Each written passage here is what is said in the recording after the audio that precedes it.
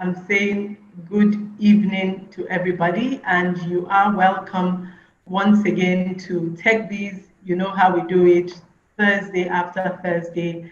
It's a transformation series, and it's brought to you by Eco Innovation Center. The objective of TechBiz is to facilitate enterprise setup, survival, success, whether it is during this crisis or even after it. So the long and short is that it's about the growth of your business and the growth of you, the business owner. You know me, my name is Dojai Keruche. I'm a marketing strategist. I'm experienced in building brands and businesses, and I've done this in many countries. I've done this for many years. But today, Thursday, 5 p.m. West African time is always TechBiz time. We discuss relevant and meaningful topics, topics that are pertinent to the development of your business. You know, I was really shocked. Guess what, guys? This is the 16th week of TechBiz. Means that we've covered 15 various topics that we intend that it transforms your business and transforms you as well in this VUCA world. I think a few weeks ago, someone talked very passionately about VUCA, volatile, uncertain, complex, ambiguous, and that's the world that we live in today. I mean, the pandemic is one thing, the changes in the economy is another thing, what's happening on Forex is something else. And just yesterday or a few days ago, we start to talk about the cost of electricity almost doubling. We're talking about increase in fuel prices. So indeed, when we say VUCA, we are living the VUCA. But then again, there are ways, processes, structures that we can implement within our business to keep not only afloat, but keep us thriving. So we've gone through quite a number of topics. Today is another day of one of those relevant subjects. If you missed any of the past episodes, you just need to go to www.ecoicenter/webinar.com. All the past episodes are there, the presentations are there. You can download the videos as well. So you have the full experience and you take on the full learning. We're here for you at Eco Innovation Center, and we encourage you, #TechBiz, #Eco Innovation. Feel free to post your comments, post your feedback, post your point of view on our social platforms. You can see the various social platforms on the screen right now. We'll be very happy to take the conversation forward on any, whether it's Facebook, Instagram, LinkedIn, or Twitter. Feel free to post. Well, housekeeping as usual, you can see you're all on mute, except the presenter. The presenter, of course, is not on mute. Afyong is on the line. I'll still introduce her, but she will present for 25 to 30 minutes. And while she's speaking, we can type our questions in the chat box as they come to mind. There's no need to wait till the end of the presentation. Just keep the conversation going within the chat box. So everyone is introducing themselves. I'm saying hello to Barnabas from Benue State. Hello to Chime Uche, Doctroid Healthcare here in Lagos. Super excited to be here again. We're always happy to have our TechBiz squad online because we have our regulars who come in week after week. I'll tell you again about Eco Innovation Center because it's important that we share with you what we offer as a hub, as an innovation hub, which is set up to accelerate and commercialize innovation. And those are innovations that are leveraged on technology. The whole purpose is to be part of solving poverty and its symptoms within the continent. Of course, we start with our local community and we go all the way to the rest of Africa. Our pillars, we talk about them consistently because it's important that you know why we do what we do, but also what we are able to offer to you as an entrepreneur, as the owner of an enterprise, or someone who even is just about to start. And it all starts with learning. TechBiz is one of the platforms that, of course, we take the learning forward, but we also have more technical schools, data school, product school, to support the technical learning in the space of technology. Acceleration is what we do. We commercialize and scale up high impact business. It's critical that the business, whatever business that you're in, has the potential to have very strong impact and the ability to change lives. Research and sustainability is there. Digital product incubation also critical. Civic tech, we are actually one of the very few, if any, hubs who drive civic tech. And it's about supporting initiatives that enable government to deliver service to citizens. And we have quite a number of those initiatives that go crowdsourcing, running hackathons, and running pitches that help to bring initiatives that support government, whether it's in the case of traffic, because we had a project on eco-traffic. Also, there's one going on right now, which is Lagos Smart Meter, which is about bridging the metering gap in the country and getting more people to have meters, enabling better power distribution within the city, more within the country as well. So that's it on eco-innovation. You want to know more, you want to start a conversation, you want some support, shoot us an email, info@eco-innovation, info@eco-innovationhub.com, so that we can provide some support. So let's talk about what we're all here for today, go-to-market strategy. Afyong, you are most welcome. I need to unmute myself. Thank you, Doja, for having me. It's great to be here. Yes. So, go-to-market strategy, how did we come about this? A few weeks ago, we talked about ideation, creation, innovation, and a number of people asked the question, how do I introduce my innovation into the market? And that's how we came about this. This is it, a go-to-market strategy, which is basically your detailed plan to deliver your new product or your new business, or selling it, in a new market in order to gain competitive advantage. Friends, I'm really happy to introduce to you Afyong Osuchukwu. Afyong, she's the co-founder of Also Nutrition. She is a plant-based food and beverage expert. Afyong, you're the only one who's going to explain that plant-based thing. I would try to do it. She's an entrepreneur. She's also an advocate, very passionate about building solutions that grow the consumption of plant-based foods and solutions that improve health and wellness, that increase food diversity, that reduces food waste, and in fact, post-harvest food loss as well. I'm happy that we have some agro business people on the call, so that will be quite interesting to take that conversation forward. Before Also Nutrition, Afyong spent over 20 years of her career in North America, in Europe, and also Sub-Saharan Africa. She's a successful marketing strategist. She's also a tech expert, so we're in very good hands today. She was the Chief Marketing Officer of Google in Nigeria.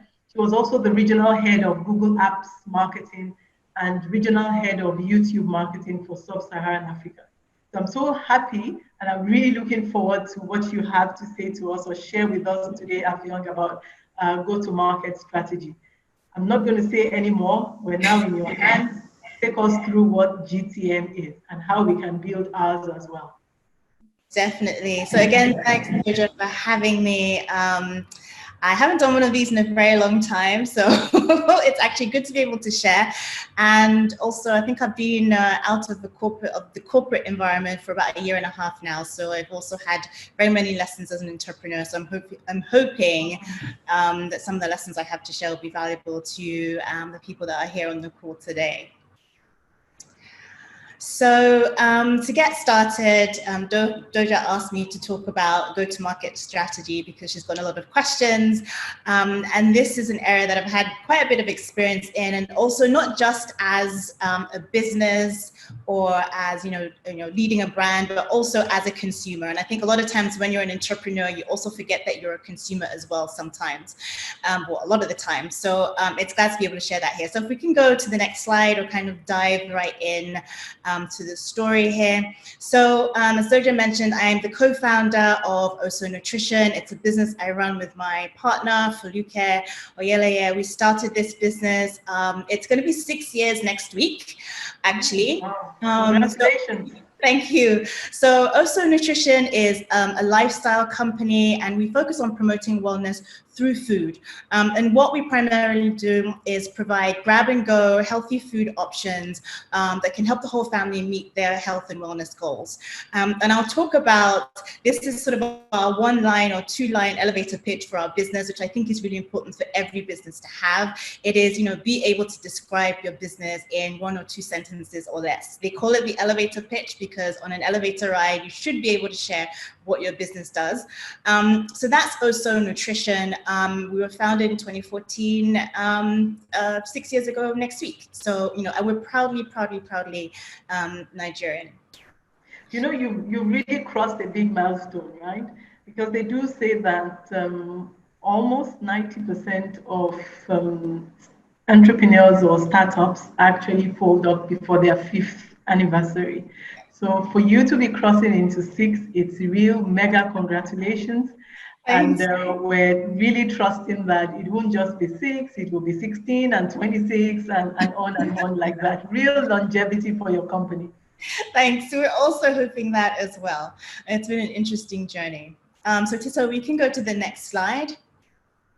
So I just want to share before I go into sort of the go-to-market strategy, our story as Oso Nutrition, how we got to where we are today and why we even started. So Oso Nutrition is a business that started in my kitchen, again, like over 6 years ago, actually, before I launched the company. And it started because, I was having some health issues. And one of the things that I kept finding out from all the research that I was doing and all the doctors that I was going to was that food was playing a big role in the state of my health. And I had moved to Nigeria and I needed to change what I ate. I had a number of food allergies that were affecting me. And so I needed to cut out a number of things from my diet. I had to cut out gluten, dairy, soy. I had to cut out meat. I had to cut out eggs. I had a lot of food allergies.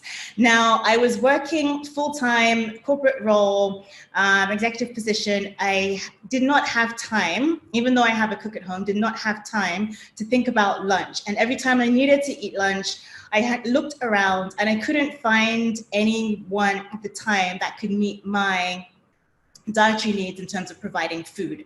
And so I started thinking, well, there must be someone. And if there isn't someone, then I'm going to have to do something about it. So also started in my kitchen. It was a clear need, first of all, for me.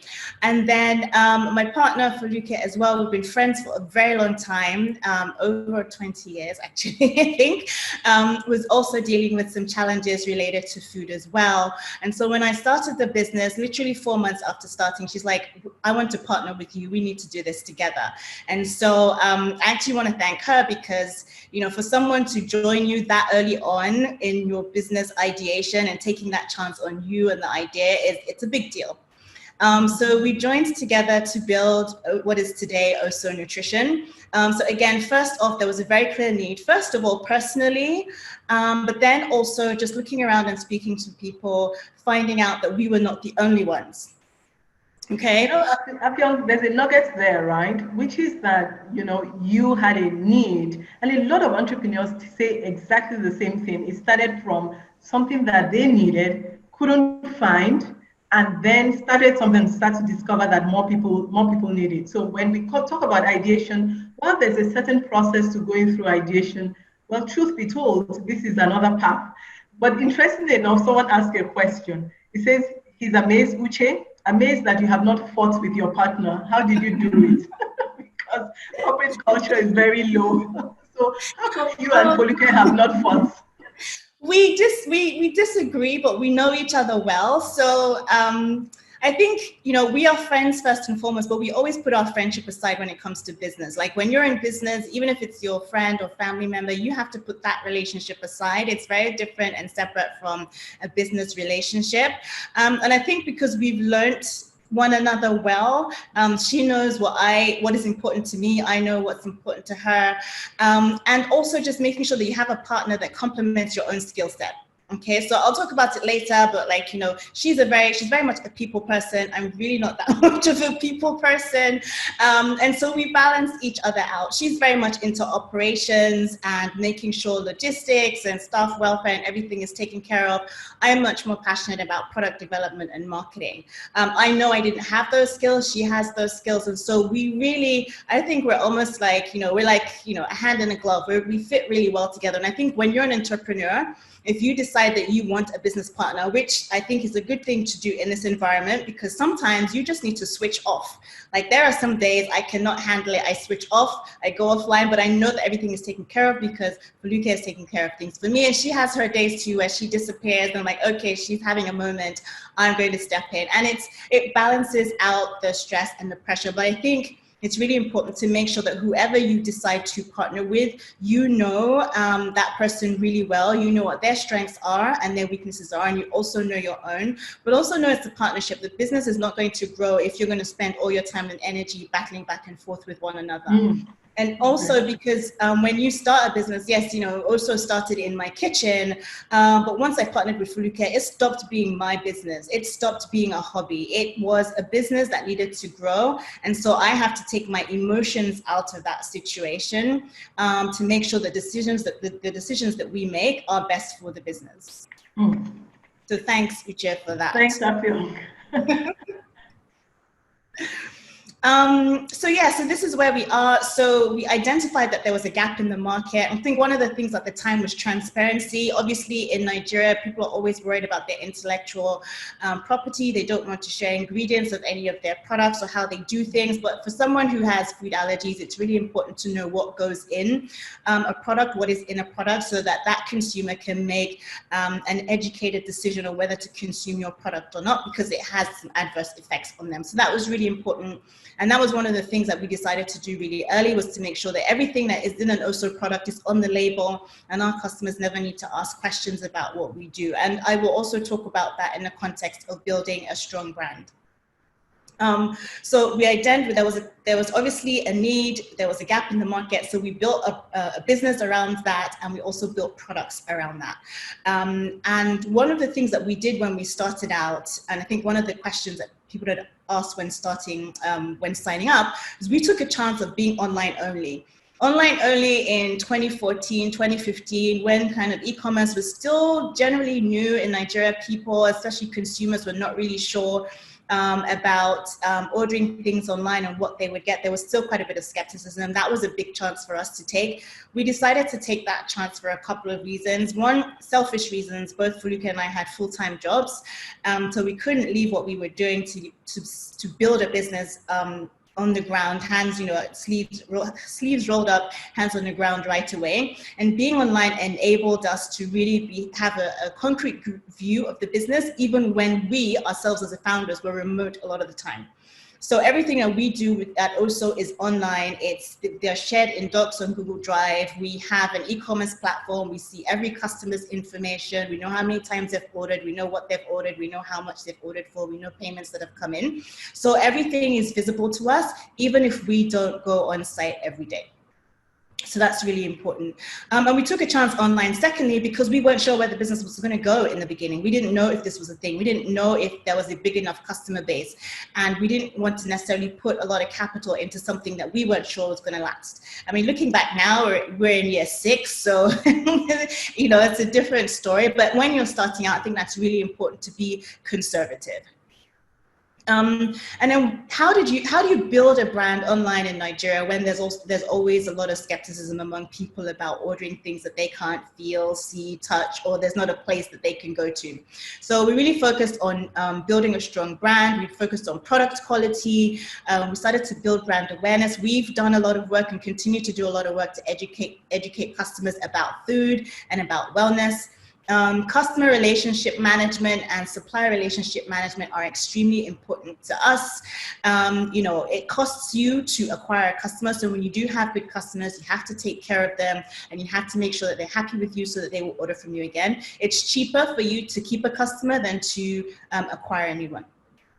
And then our business model really is just that we are online.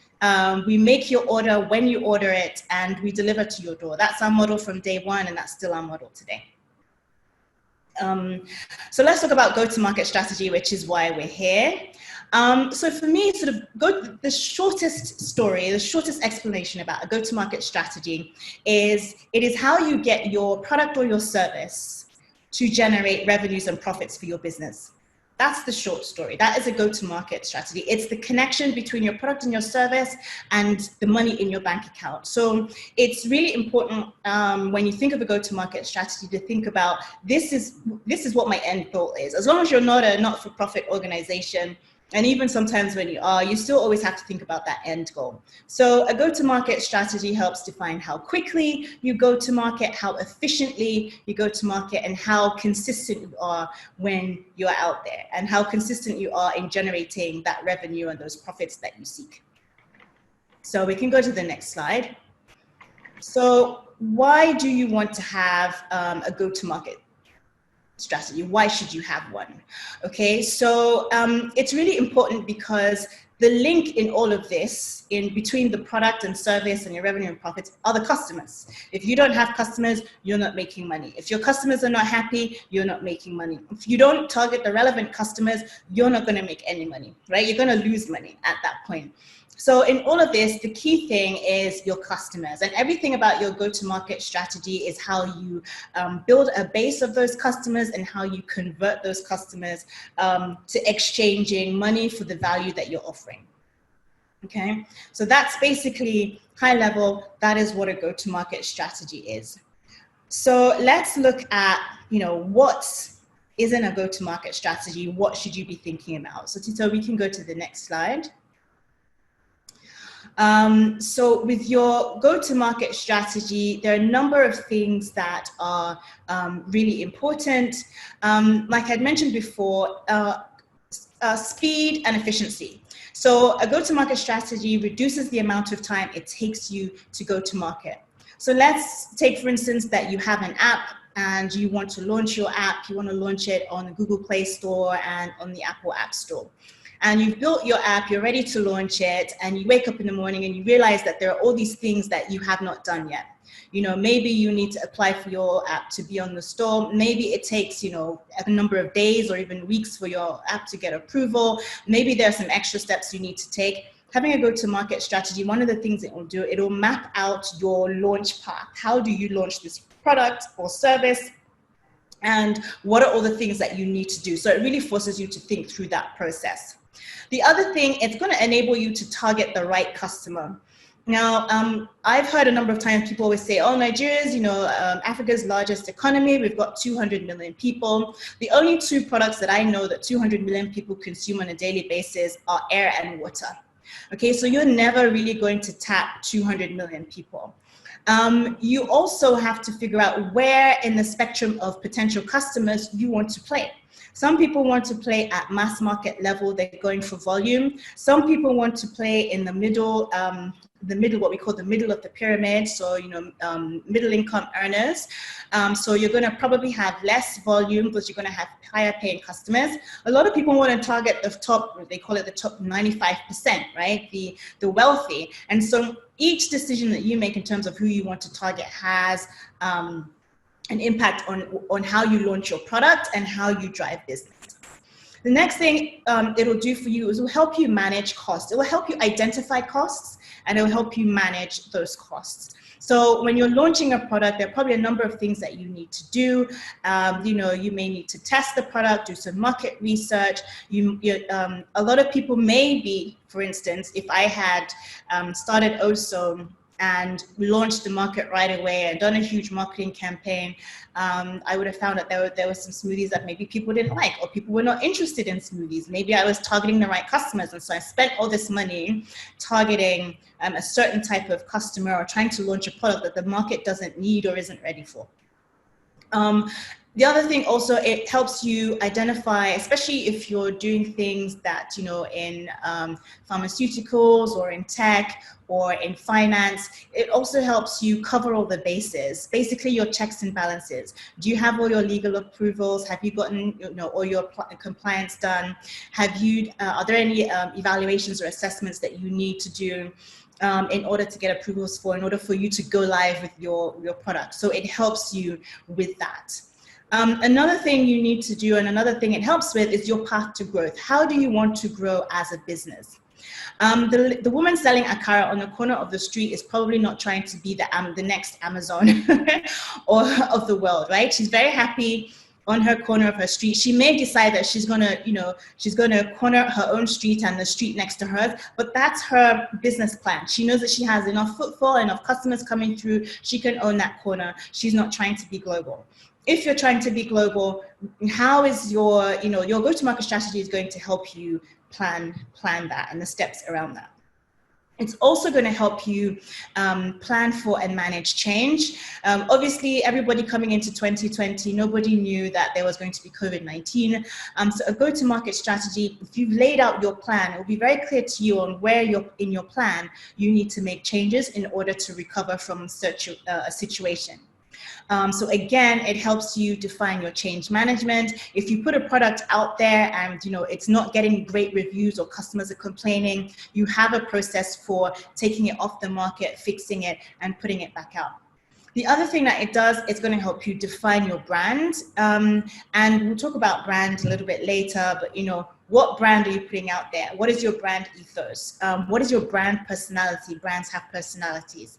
Again, it's going to help you define your brand. And then finally, it's going to help you understand the market, the competition, how do you grow in the market, and how you're going to defend your market share. So these are all the things that sort of a go-to-market.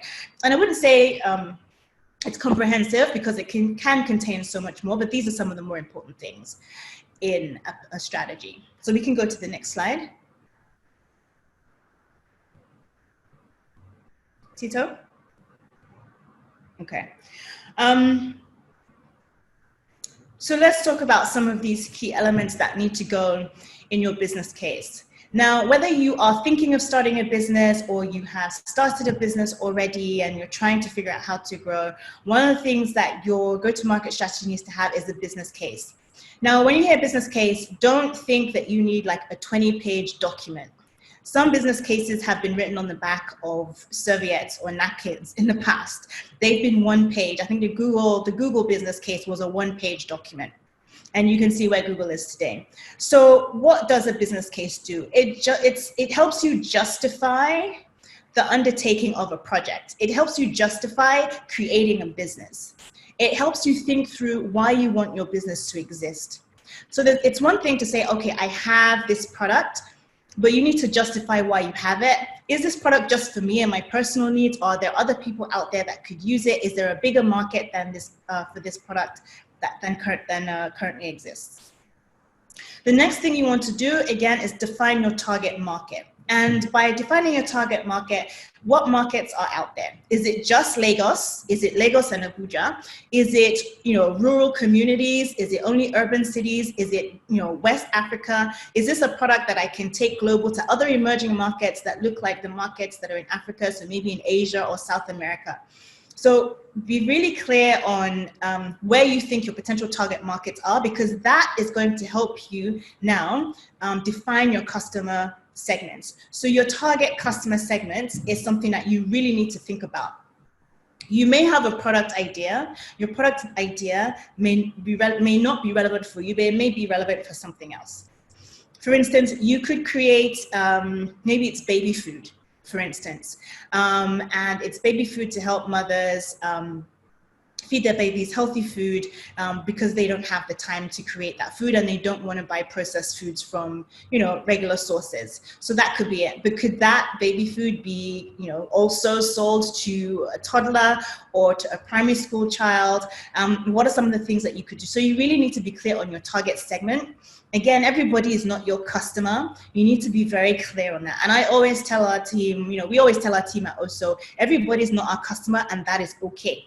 right? If somebody comes to you and says, oh, I like your product, but it's too expensive for me, you know why your product is priced a certain way. It's okay if that person can't afford it, because there are customers that can. So you need to focus on finding the right customer segments for your product and making sure that you, and I'll talk about this in the next slide as well, but also just know exactly who they are from a personal point of view. The next thing, overview of competitive landscape. Who else is in this space? And when you look at competitive landscape, don't just look at your immediate environment. What's happening, you know, when we were looking at OSO, we were looking at a lot of companies abroad. What were they selling? What were they doing? What were they talking about when it came to healthy? At the time we started, a lot of companies were into juice detoxes. It was a big thing back then. But we watched those trends. What's happening there? Because a lot of times what happens in other markets also starts to happen here. So it's really important to make sure you understand the competition, and also understand the competition from a point of view, what are they doing and what could they be doing better, or what are they not doing? Okay, so it's really important for us to, you know, as you go into business, to really think about the competitive landscape. What other people are doing? How you can fill a gap? Is there a gap? And is there a customer base that's not being addressed by your competition that you can address? You also want to have a clear value proposition for what you're offering. How does your product fill that gap? Why are you the best product for that customer to come to? If it's a choice between your Gary that is packaged in a bag and sold in a grocery store and Gary in the market, why should somebody come and buy yours? What's your value proposition? So that again also is really, really important. The other thing is having a marketing plan. So your marketing plan is it's a lead generation. How do you build a pool of customers? How do you educate them on what you're offering, the value that you're providing? How do you get people to start becoming aware of what you're offering? How do you connect with them? Okay, how do you communicate with them? So that's your marketing plan. And then your sales plan is, how do you convert them? How do you get them to make that exchange, you know, taking out money from their wallet and giving it to you for the value that you're providing? You also, really important, want to have success metrics. Don't just say, I want to sell. Don't just say, I want to be the next multi-billionaire. I want to be the next person on Forbes, you know, list of billionaires in Africa. That's fine to have the goal, but have really clear metrics for your product, for what you're selling. If you are selling shea butter, say, you know what, I want to sell 100 cases of my shea butter in the next 2 months. But have very clear, defined goals, measurable goals, meaningful goals, goals that will motivate your team and your staff. And then also just have procedures for managing your go-to-market. Your go-to-market strategy should be a living document. It's not a document you do once and you put it on the shelf. You create it, you go back to it, you refine it as you put your products out there, as you continue to sell, and you continue to learn from your customers. So we can go to the next slide.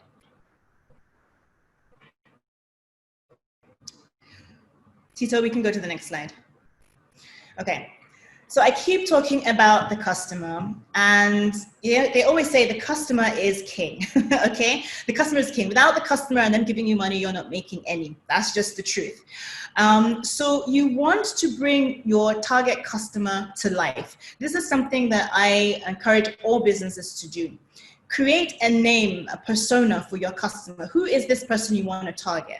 You know, what is their name? So, you know, I call this person, I think it's stressed out Somto, right? Somto, always on the phone, has a full-time job, has a side hustle as well, recently got married, just had a baby. His wife and himself just had a baby. He sleeps less than 5 hours a day. He really wants to stay healthy, but he's finding it hard. It's challenging for him. You know, he's spending about 4 hours in traffic every day going to and from work. And when he's at work, he's between his full-time job and his side hustle. He's stressed out. How does a product that you have or that you're offering reduce his stress? Okay, how does your product make his life easier, or your service make his life easier? Okay, it's really important for you to think about that customer and think about how your product is going to play in their lives. Who are they? What do they do? Where do they live? What stresses them out? You know, what does their day look like? It's really important to go through this process of mapping out your customer. The next thing, what are their pain points? Okay, what challenges do they face? You know, what do they wish they could do that they can't do? So again, this helps you fine tune your product or your service offering. It also helps you define your value to them in their lives. Okay, and then the other thing, as you're defining that value, is think about and work through, what do you want them to think about your product? Okay, so if I say, you know, I want to eat healthy, you know, I have a full-time job, I don't have time to be going to the market and blending fruit and making smoothies. Oh, you know what? I think I can go to I think that Oso Nutrition is able to solve my problem for me, because they're very transparent about what they put in their product. So I know if I get anything from them, I'm not going to fall sick. Okay, what do you want the person to feel? You know, I feel great when I drink an Oso smoothie, because I know I'm giving myself something that is good for me and I don't have to worry about anything. What do you want the person to do?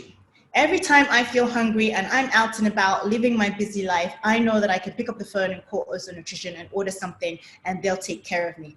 So think about these three things. Think, feel, do. What do you want your customers to think, to feel, and do every time they think about your brand and your product or your service offering? So we can go to the next slide. So I want to talk about marketing and sales. And a lot of times people misunderstand these two things. So marketing is not sales and sales is not marketing.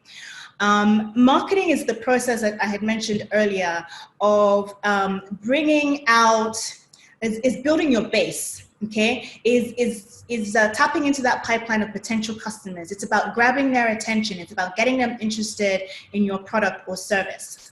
Sales, on the other hand, is about converting them. It's about getting them and convincing them to take that last step of exchanging the money that they have for the value that they're providing, that you're providing in your product or service.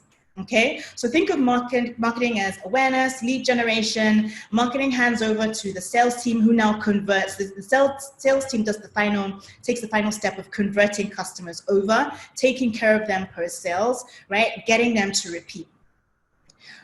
When it comes to sales and marketing and your go-to-marketing plan, most of your focus and effort should be in marketing.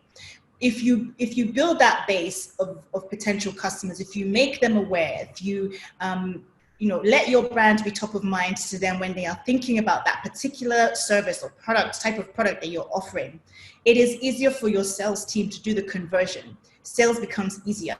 Okay, so think of marketing as one-to-many. You're out there putting stuff, on social media, running ads, doing marketing events, maybe to some point doing billboards, which I don't advise at this point in time because everybody's face and nose is in their phone. Nobody's looking up at billboards. But if it gets to that, that's one-to-many. You want to, touch and reach as many people as possible. But sales is about that one-to-one. It's about that transaction. It's about convincing you to take that final step. In your marketing plan, you want to cover your branding, your reputation. You're going to do your market research. You're going to look at your product story. You're going to look at advertising. You're going to look at prospecting and PR. Sales could be calls, emails, sales events. It's all about customer relationship management and taking care of your customers post-sales. Okay. So these two are important in your go-to-market strategy. You want to have a clear marketing plan and a clear sales plan, and you want to make sure that your teams are set up to lead these two functions, and they work together. It's not one or the other. Two of them need to go hand in hand. So we can go to the next slide. So I want to talk about retention, and I'll give you a few examples of things that I, as a consumer, and probably you yourselves as well as consumers, have experienced. Post-sales retention and growth is all about your customers still. Okay, I can give you an example. I've ordered many things from businesses in Nigeria. I like to patronize Nigerian businesses as much as possible. I've placed an order online, or I've gone into a store and bought something. They've gotten my email address or my phone number, or they have me on WhatsApp. I buy something from them, they send it to me, that's it. I almost never hear from, I could say probably 98% of the businesses that I've patronized, I've never ever heard back from them. They've not sent a message or an email or, sent an SMS to say, how are you doing? How's the product? Did you like the product? Do you have any feedback for us? Or by the way, we have some other things that you might be interested in. Do let us know if you are. If I buy something from you, a lot of times, if you think about it, every one of us is being bombarded by ads, by posts, by people talking about what they're selling. If you don't every once in a while come back to that customer that you acquired the first time and say, you know, how are you doing? Just checking in. You're not going to be top of mind for me. Okay. And you're not going to retain me as a customer. Maybe the next time I'm thinking about buying shea butter, I'm going to go somewhere else because you know what? They popped up in my social media feed. And I'm like, oh, I need shea butter. I'm not going to remember the fact that I bought shea butter from somebody else. So with customers are golden. Customers is where your money is going to come from. You want to retain them. You want to surprise them. You want to delight them. Now, I want to talk about this here, the surprise and the delight.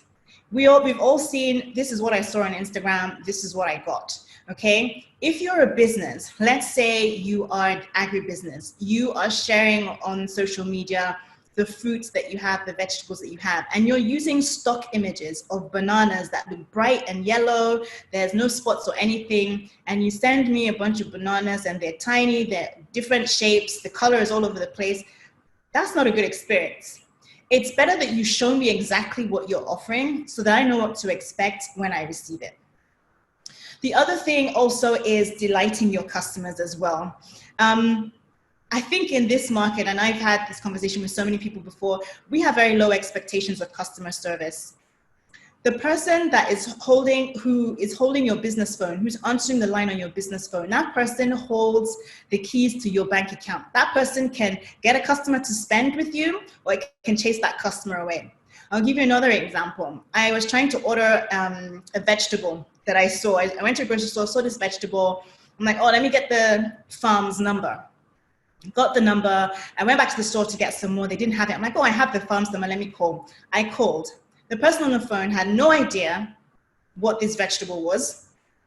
This person was so busy trying to get me off the phone. I'll call you back. I call you back. And in Nigeria, you know that if somebody says they're going to call you back, chances are they're probably not going to call you back. And she didn't call me back. So guess what? I didn't buy that vegetable from them. I ended up getting it from somewhere else. The person who holds your business line, make sure that that person knows your business inside and out. Make sure that that person has a great personality so that even if a customer is upset and yelling at them on the phone, they can calm that customer down and turn that situation around to get that customer to spend money with you. Okay. Recycle your GTM. Like I had mentioned before, it is a living document. It's not set in stone. It's something that you kind of rinse and repeat. If you put a product out there and it's not working, or you feel like customers are asking you for more, asking you to change things, do research, evaluate it, improve it, and put it back out there. Okay, but always know that you need to constantly refer to your go-to-market strategy, because that's how you get better, that's how you improve your product or your service, and that's how you're going to continue to grow your market. And then the third thing really is grow your pie. So if you're in a new space, so like, you know, when we started Oso Nutrition, the whole smoothies in bottles and, you know, tiger nut milk and cashew nut milk in bottles was a new thing generally at that point in time. You are going to be part of the businesses that are growing the pie. You're going to be doing the heavy lifting to grow that segment of an industry, right? As the pie grows, so does your portion of the pie. But as the pie grows, so do more people come into that space. So you've got to continue to penetrate that space. You've got to continue to create new products, expand the product offerings that you have. We started Oso Nutrition with just smoothies. Now we offer a wide range of products because we were listening to the market. We were seeing that there was demand for more things. Customers were asking us for more things. We saw that there were more gaps in the market that we could fill based on the lessons that we had learned with just selling smoothies. And then the next thing is think about expanding. If you are just in Lagos, how can you expand to Abuja? How can you expand to Kano or Enugu or Port Harcourt? How can you transition and start selling your product in places like Ghana or Kenya or South Africa, or even beyond Africa in general? Where are there more markets for your product? I think if you are in business, you can think about that. It's important. But I think I'll also say that it's important that you also don't feel obliged to be a global company. You can still be a local company and be successful. So if you're in Lagos, you know there are about 20 million people living in Lagos. And if you can tap into 1 million of those people and you get them to buy from you once a month, and you're selling a product for, 2,000 naira, you know how much that's going to generate from you. So don't feel pressure to go global, but also if it's an opportunity and you think your product can easily scale to more than one market, definitely keep that in mind. So with that said, that's sort of at high level go-to-market strategy, why it's important. With the go-to-market strategy, don't feel like it's this big thing, a detailed document, you need to do a thesis. It's really just mapping out your journey, mapping out what you want to do, the story you want to tell, the product you want to offer, the kind of customers that you want to have. So definitely keep it simple. Also sort of just, be realistic about where you are, but also be aspirational as well, okay? It's really important to balance the two. So focus on your current market, be realistic. I want to be a global company. We want Ozone Nutrition to be a global company, but right now Lagos is our market and we're okay with that. We've not finished with Lagos. So we'll continue to make sure we take care of Lagos while we think of other things. So that's really important. And I also want to sort of, encourage everyone to mind your own business. And I know this is like, what is she talking about? Mind your business means that if you see someone doing something and it looks interesting and they're in your space, don't just copy them for, oh, they're doing it. Oh my gosh, they're doing it. Wait, she's doing shea butter and she's doing black soap. I need to do black soap, right?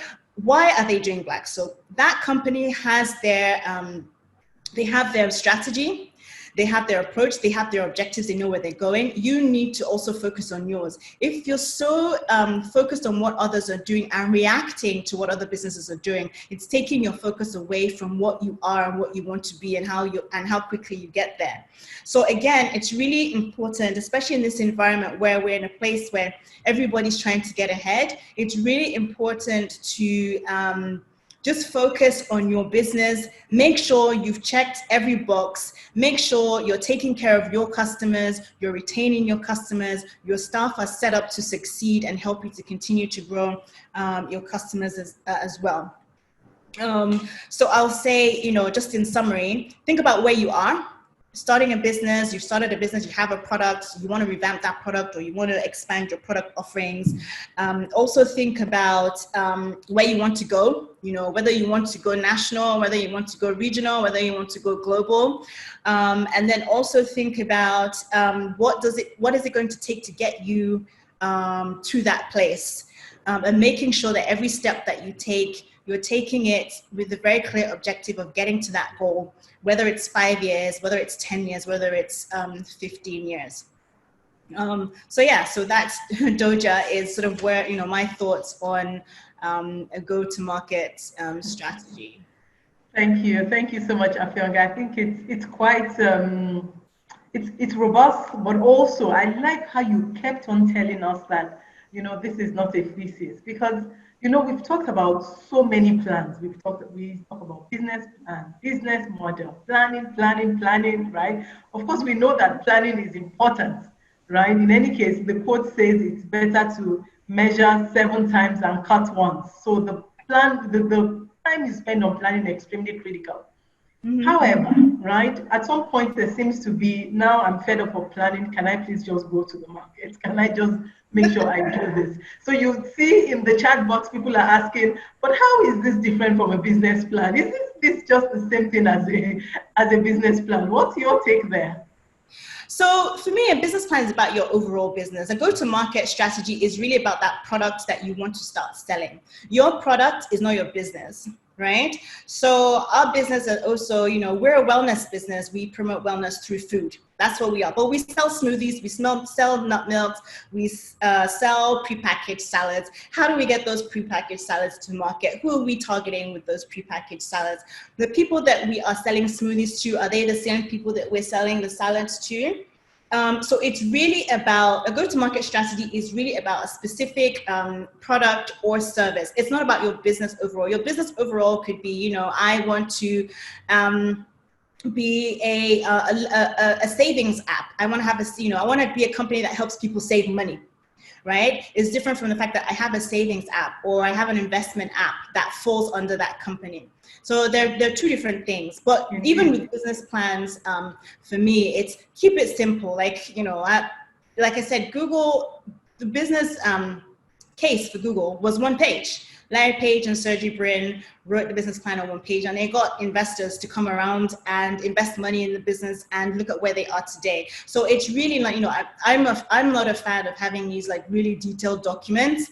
You want to have bullet points. You want to have something that just guides your thought process on where you're going, helps remind you of what you want to achieve, how you want to achieve it, who you're going after. Because in business in general, there are a lot of distractions, and which is why I said at the end, you know, mind your business. It's very easy to get distracted by what other people are doing in your space and feeling like, oh my goodness, you know, we're left behind. So it's really important to focus on that. You know, taking us at also, for instance, we chose to be an online company, and we've stayed an online company to date, but we saw a lot of, you know, friends in the industry opening up outlets, and we're like, do we need an outlet?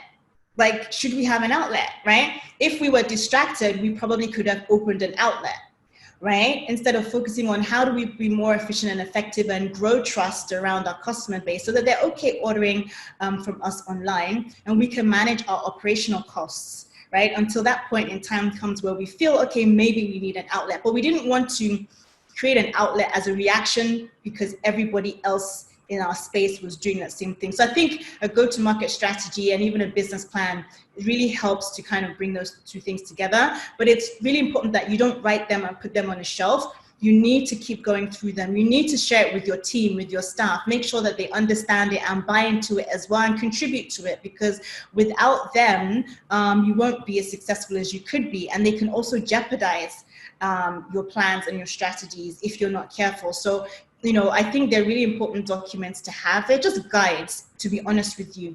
But it's like I said in the beginning, there are obvious reasons why you should have them. It's going to save you time, going to save you money, really help you think about where you want to go. And when you start thinking about where you want to go, maybe you'll identify new gaps or new potential products that you could develop to fill those gaps. Thanks a lot, Afyong. You know, you mentioned that it is not cast in stone, the go-to-market strategy, which means that, you know, you review it on the basis of business reality as required. You tell us how you optimized yours. So you certainly had a GTM at the beginning, and how have you optimized it in the last couple of years? Maybe even use this period as an example. Yeah, so our go-to-market strategy, we assess it on a regular basis, probably like every quarter. Felipe and I will sit down and think about, you know, where are we, what products are doing well, what products do we need to change, how do we want to grow, where are we right now based on, compared to where we said we wanted to be at the beginning of the year. Right. And at the end of every year for us, you know, as co-founders, we sit down and we kind of think about, you know, where do we envision ourselves being a year from now? And going back to our go-to-market strategy and thinking, what are things that we need to change? Do we need to change our marketing plan? Do we need to update our sales plan? Do we need to increase our sales force? You know, what are some of the things that we need to do? What are we doing to make sure that we retain customers? Is that approach still working? What's happening? You know, what's happening in everywhere else? You know, what are other companies around the world doing that we can kind of bring home and apply to what we're doing right here? So it's, you know, it's, for us, it's a document that we continue to have conversations about. We continue to discuss with our team. We continue to use our interactions with customers, what they're buying, trends, to also go back and adjust our plans. And again, you know, as I mentioned before, also to identify new gaps. I can tell you that the products that we started with, I think there are only 2 products that we started with that we still have today. That's how much the company has changed, because we're constantly going back and looking at what's working, what's not working. And we always ask the question, is this a product that the market needs and they just need to understand that it's even there? Because a lot of people don't believe that, you know, in Nigeria that you can get certain things, right? A lot of people don't understand that you can find gluten-free or dairy-free products in Nigeria. They just don't know. Or is it really a product that people don't want? And we've had some of those products that people do not want. I can give you one example. When we started, we had 5 smoothies, and of 3 of them we don't have anymore. One of them had chia seeds in it because everybody abroad was talking about chia seeds. We're like, okay, let's put chia seeds in a smoothie.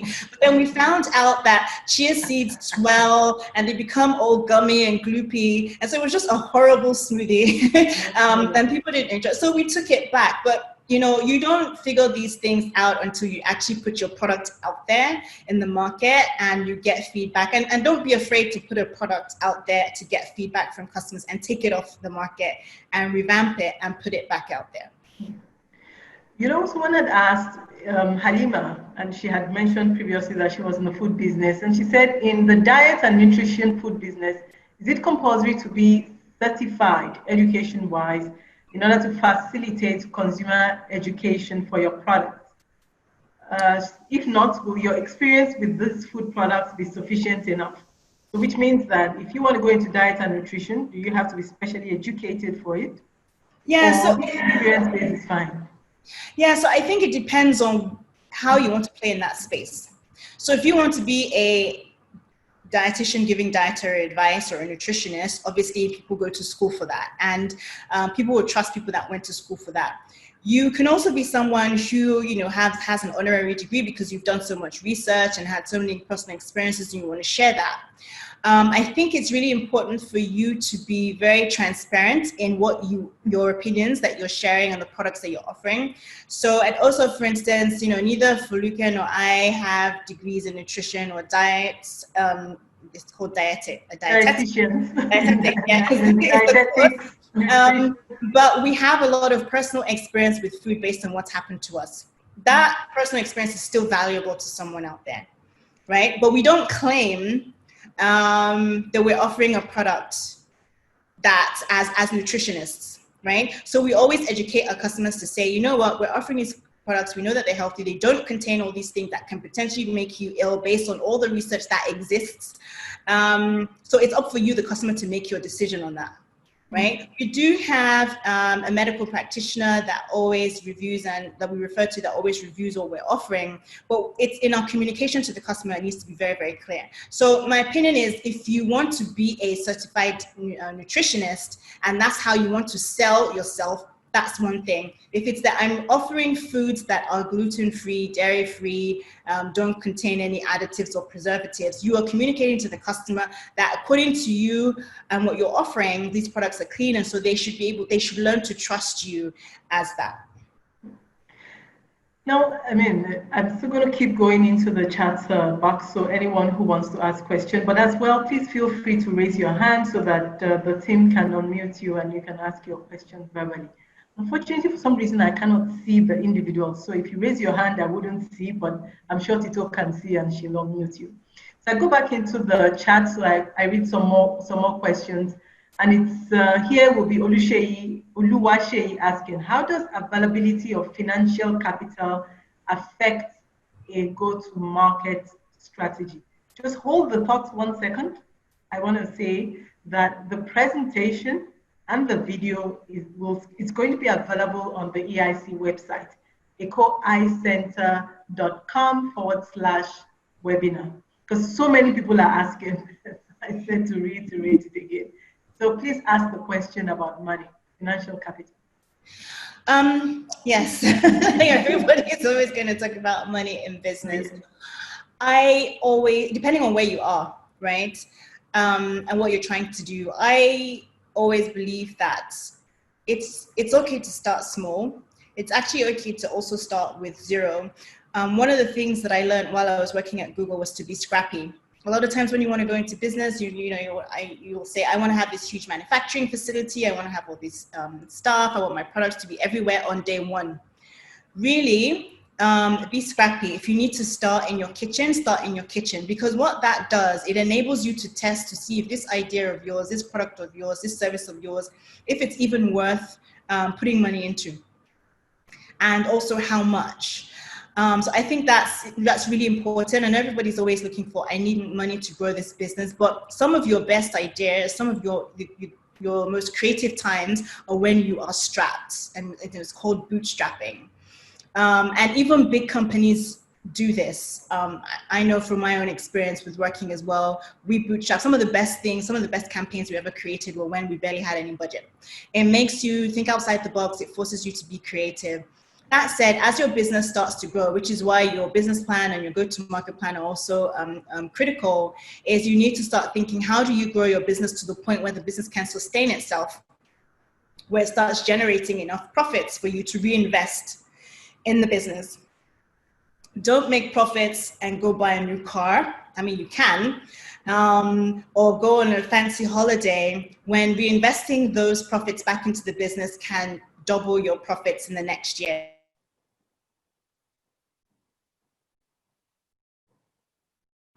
Okay, sorry, something happened there. So really think about starting small, being conservative and growing. And also think there are a lot of programs out there now that are supporting entrepreneurs, SMEs. There are grants, there are competitions. Depending on what space you're in, it's really important to be tuned in online to find out what's going on. I think the Jack Ma organization just had, I think they just closed their call for applications as well for entrepreneurs in Africa. I think they're calling it the next big star or something like that. So again, just keep your eyes and ears open to opportunities that are out there. There are also, depending on what stage your business is in, there are also sort of angel investors as well that are looking to invest in businesses in Africa. But you have to have, your business in place. You need to have all your paperwork done. You need to have your strategy in place. You need to have your if you were stuck in an elevator with an investor who had money to put into a business, you need to be able to tell him in, 20 seconds or less what your business is about and why they should invest in you. So these are all things that I believe that the go-to-market plan can help businesses with, so that you're ready for those opportunities. And then also just being tuned in to different SME organizations to see what's out there. Banks are also, I believe some of the banks are also putting programs together as well. So definitely look at that. And there are some things I think with I don't know if it's the World Bank or the International Finance Corporation. There's quite a number. I mean, just by Googling in alone, you will find so many that are interested in investments within Africa.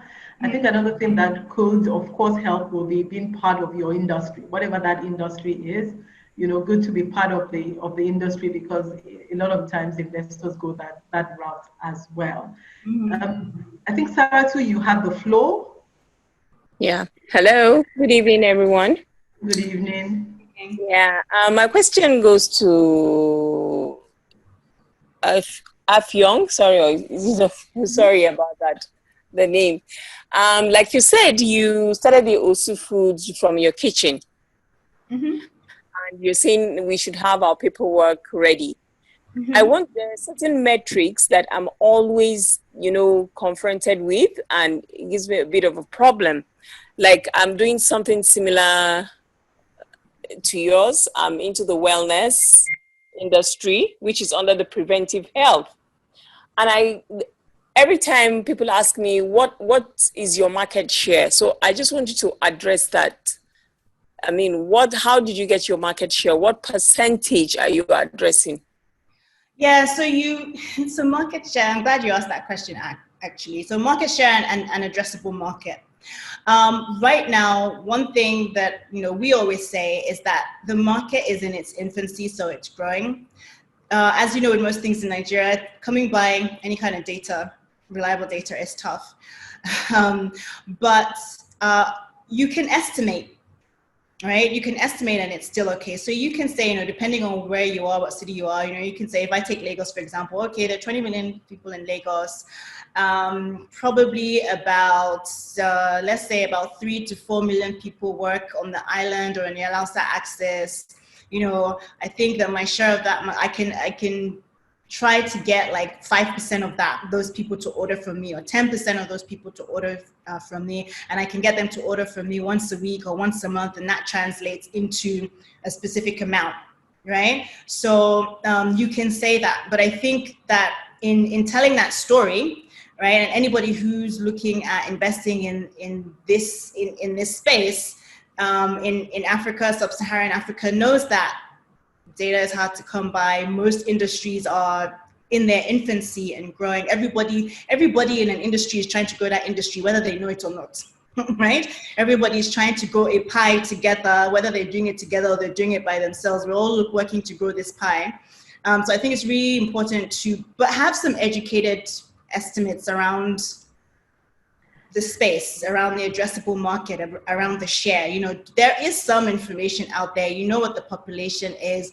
The CIA fact book shares a breakdown of different age bands. You can extrapolate that and say, okay, I'm targeting people between 25 and 40. You know, that's about X% of the population. I think that, you know, I can probably target getting 10% of those people to buy from me once a month or twice a month. And I want their order to be 2K each. So that's going to translate into a certain amount.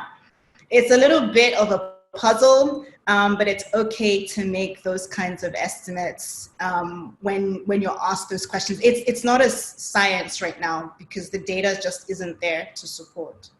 You are so right, Afyong. The data is not there, and even if you wanted to buy, you really ask yourself, is it worthwhile to invest so much money in just to know what my shares are when you can have, let's say, intelligence guesstimates like what you're saying. Now we will soon be wrapping up. I want to take about 2 more questions. I saw someone's hands was raised, but there's still other questions in the chat box. But once we finish taking those questions, Afyong has actually magnanimously agreed to coach one entrepreneur on the call on building their go-to-market strategy. So we will be making that the selection of who the person will be. Thank you so much, Afyong, for that.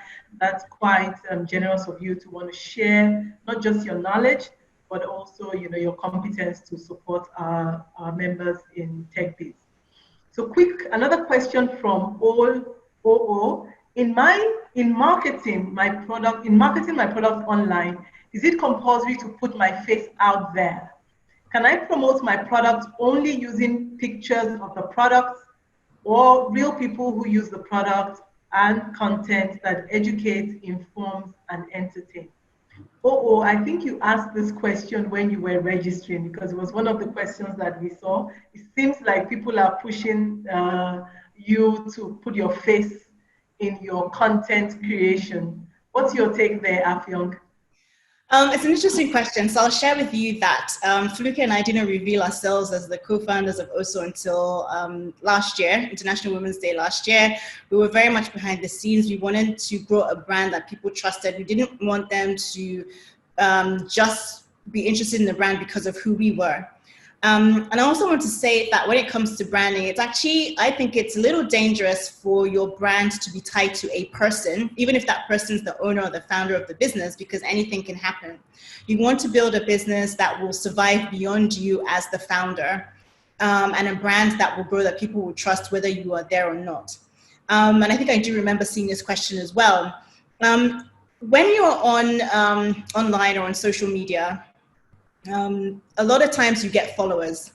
A lot of those followers may not necessarily be interested in what you're selling. They may just be interested in your life and your business, your personal business. So I think it's something that entrepreneurs need to balance, you know, putting yourself out there, putting yourself out there as the owner, but then, you know, it should be about the brand. It should be about what you're offering. It should be about value. It should be about education.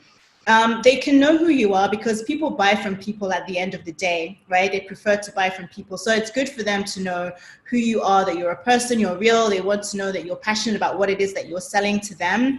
But I would say don't necessarily put too much out of it, too much of yourself into it. If you think of some of the big brands that are out there today, you don't really hear about the founders in terms of them driving the business. Jeff Bezos from Amazon, yes, we know him because he's the richest man in the world, but you know, he's not on Amazon's website telling you to place an order, or he's not trying to promote a specific product, right? Amazon exists whether he's there or not. And I think it's important to create that balance.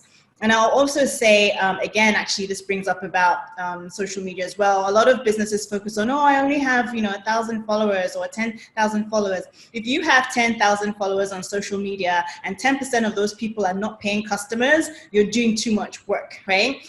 Or you may not have the right people following you on social media. So you need to think about, how do you attract the right people? Those people you're posting for their entertainment. Okay, you're posting for them to have something in their feed, but you want them to buy from you. So you really need to get to the point where you're educating and you're working on that conversion, that sales pitch, right? This is why you should buy my product. And also, some of your customers may not be online. They may not be on Instagram or Facebook. So you really need to think about, going back to targeting, your customers and understanding who they are, where they are, what they're doing, is you need to figure out, like, where are my customers? Where do they sit? Some very wealthy companies are not online, right?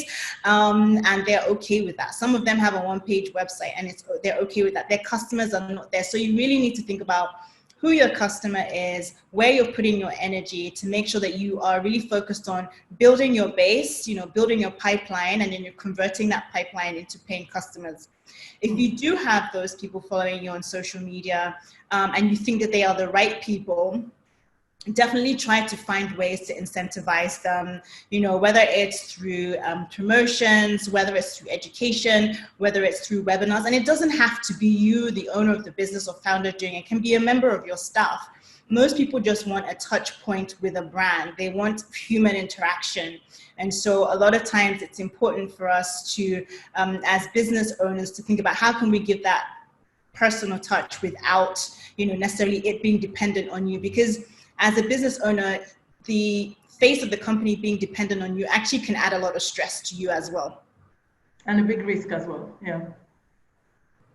So we have so many people who are interested. I feel like I'm going to throw the ball back at you. You are going to have to be the one to make this choice now. There are quite a number of people who are interested. Now, I had said 2 more questions, so please allow me to ask the last question, and then you can make that selection, okay?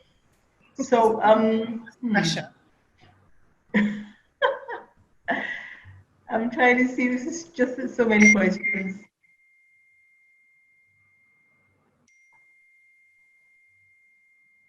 Okay, I think, oh yeah, the last one. So this is Abdullah. I have this great business deal and I don't have primary knowledge about it.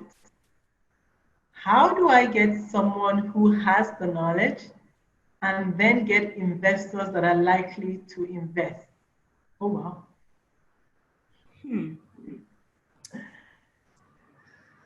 Okay. Oh. You have a business deal and you don't have primary knowledge about it.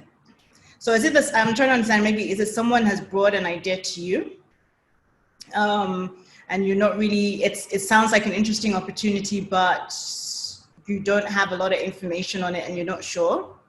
It could be that. It could also be possibly, just before he responds so that you can answer the question ever so quickly, it could also be a contract, right? So the deal, you get a contract, you are not necessarily the expert in this oil and gas or whatever the contract is about, and you need to get someone who has technical expertise. You also need to get funders to fund it.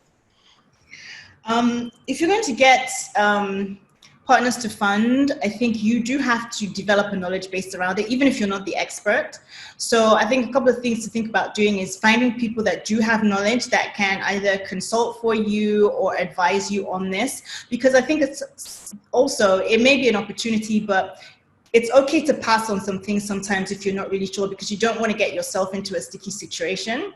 So what I would say is find people that do have knowledge about it, engage them, maybe initially just ask them for advice, and then based on that, move forward. Because if you're going to go to investors for something, you have to be knowledgeable about what you're going to them for, right? They're not just going to give you funding because you have. There will definitely be a barrage of questions, and they want to be sure that you know what you're doing, because this is about their money. Mm-hmm. I feel like I'm really going to go now. Then so many people. So Isatu was the first, though. She did say she's interested in the coaching. Halima is also interested. Oluwaseyi is interested. Chijioke, Fachi, Barnabas, Bisola. That's crazy. So you can look at it from who's the first. You can also see maybe who's the female. You could also see, I don't know. Up to you. I'm going to go with You can Bisola. ask the question, actually. I'm going to go with Bisola. Is that okay? Beg your pardon? Bisola? Oh, fantastic. There we go. All right.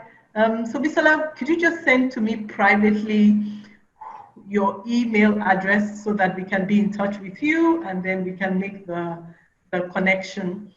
Thank you, Afyong. So many people interested. I know also that you are pressed for time. Your hands are full. You have just launched your book, Many Ways to Eat Many Rice. ways to eat rice. Many ways to eat rice. Yes, we are rice lovers. So the many ways to eat rice so that it's no longer monotonous, and also with the accompaniments that are plant-based that help us, be healthier, right? Since we're talking about health and wellness. Afyong, your social media handles so that the people who want to follow you can follow you. Yes. So at Also Nutrition, I think it was on the last slide. Can you put up the last slide so that everyone sees? In any case, when you see the presentation, go download the presentation on ecoeyecenter.com/webinar. All her social media handles are there. We're launching a poll right now. So please, Tito, launch the poll so that everyone can as well participate in the poll. We always want to have your feedback. In the case of TECHBIZ with Eco Innovation, you are the customers. We want to have customer feedback. So we adapt and make sure that our go-to-market strategy will continually evolve. Hey, Puluke, you're on. She's here. Yes. My partner in crime. Poluka is great. Afyong has talked so much about you and positively as well. Poluka is Afyong's partner. It's interesting what you do. My son actually is gluten intolerant, so it will be interesting to also get some snacks from you. Purchase actually some snacks from you, so that we can have that support. Okay, Tito says she has issues with the poll, so it looks like we wouldn't launch the poll. But anyway, thank you so much, Afyong. Thank you for the inputs. Thank you for teaching us about go-to-market strategy. Thank you for taking on the coaching. Thank you to everyone who's part of this conversation. Indeed, it was quite engaging today. I'm really impressed with the entire TechBiz squad.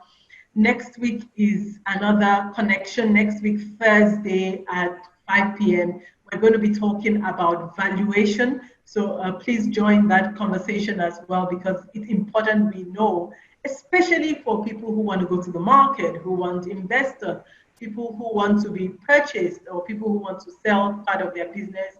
How you value that business is extremely important so that you don't undersell at any point at all. Thank you, and I will just wish you have a wonderful, wonderful evening. Please continue to stay safe. The virus is still there. Let's make sure that we're keeping safe so that we see tomorrow. We see our business to the level at which we want to see it. Have a lovely evening, Afyong. Have a lovely evening, everybody. Thank you very much. Thank you, Doja. Thanks for having me. Thanks, everyone. Bye. Bye.